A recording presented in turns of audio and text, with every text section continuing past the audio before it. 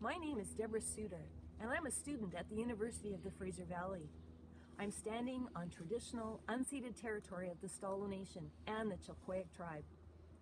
I'm exploring the environmental challenges of urban development on waterways. Since ancient times, people have lived and worked along waterways. Think of the ancient Egyptians who lived, farmed, and prospered on the shores of the Nile River. Many indigenous people of North America lived in villages built near rivers, like the mighty Fraser. Industrialized cities are often built beside rivers, like mill towns. We depend on water for drinking, watering our crops, generating energy, transporting goods and people, as a source of food, and for recreation. There are many economic benefits to living beside water. Clean water is critical for human survival. Cities and countries with access to fresh water are wealthy because the citizens have water for drinking and irrigation, connections to other communities by river travel, fish and wildlife for food, and potential energy sources from water flow. Many cultures are defined by their connections to waterways. The Stalo rely on the Fraser River for their way of life. Stalo translates to people of the river.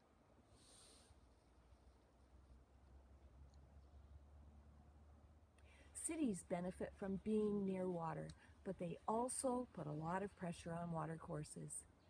Our modification of the landscape include buildings, railways, underground pipes, our water consumption, our waste products, and simply our sheer numbers take their toll. Browne Creek is located in Yarrow BC, a mostly rural community.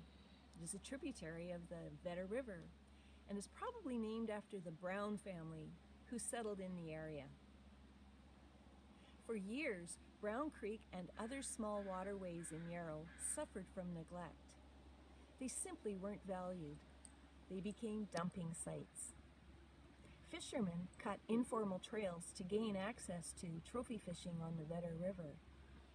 A resident who regularly walked his dog in the area actively engaged the city of Chilliwack to restore and enhance the creek and associated wetlands. But it is still very vulnerable to the effects of urban development. The undiked Browne Creek wetlands help protect the urban area from seasonal flooding of the Vedder River by accommodating huge increases of water volume during the fall rain events. It also stores water during the dry periods. It provides valuable habitat for many plant and animal species, including bears, young salmon, bobcats, herons, eagles, and deer. It acts as a filter for groundwater replacement, and it is a very popular destination for recreation activities like hiking, biking, horseback riding, and fishing. How does urban development affect Browne Creek wetlands? Let's start with the Trans Mountain Pipeline, which transports petroleum products through underground pipes. Future construction is planned to cross the Vedder River just west of the Browne Creek wetlands. The construction itself will have a huge impact with heavy machinery and truck traffic. There will be potential for fuel spills from the vehicles. There will be increased sediment in the waterways. And there is always the potential for a pipeline leak, which can have irreversible, disastrous impacts to the environment. Okay. Transportation routes impact the natural hydrology or water movement on and in the soil. The impervious surfaces cause runoff, which flows directly into streams. Runoff may contain toxic oil products from asphalt or salt from de-icing. Southern Railway of British Columbia runs over the Vedder River on a trestle just west of the Browne Creek wetlands. The potential always exists for a derailment. Depending on the cargo, the impact to the wetland environment could be very bad. Transportation routes are also natural vectors for invasive plant species. Japanese knotweed, English ivy, and wild clematis are all a serious threat to the shorelines and native tree species. They also displace native plant species. There are farms and residential development just south of the Browne Creek wetlands on the other other side of the dike. Livestock produce manure, which can contaminate the waterways if not properly managed. Homeowners use lawn care products and cleaning products that are very harmful to wetland environments if not properly disposed of. Yarrow does not have septic pipes, just septic fields. There is potential for a toxic overflow into the streams and wetlands.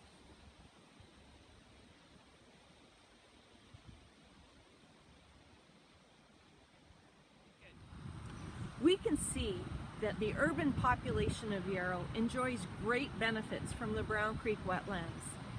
Downtown Yarrow is thriving with increased tourism.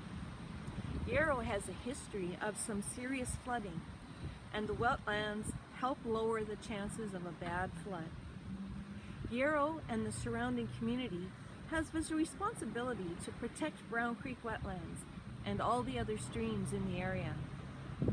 Potential long-term strategies include working closely with Trans Mountain and Southern Rail to reduce the risk of serious accidents, public education to encourage good stewardship by residents, and maybe installing septic pipes and water treatment in the downtown area. Browne Creek Wetlands is a precious wetland habitat. It provides flood mitigation, fish and wildlife habitat, and desirable recreation. We should do all we can to protect it. I'd like to thank Victor Froese for sharing his knowledge and photographs in the beautiful book, Browne Creek Wetlands and Trails. I'd also like to thank Tristan Evans from Chilliwack Museum and Archives for his background information about Yarrow.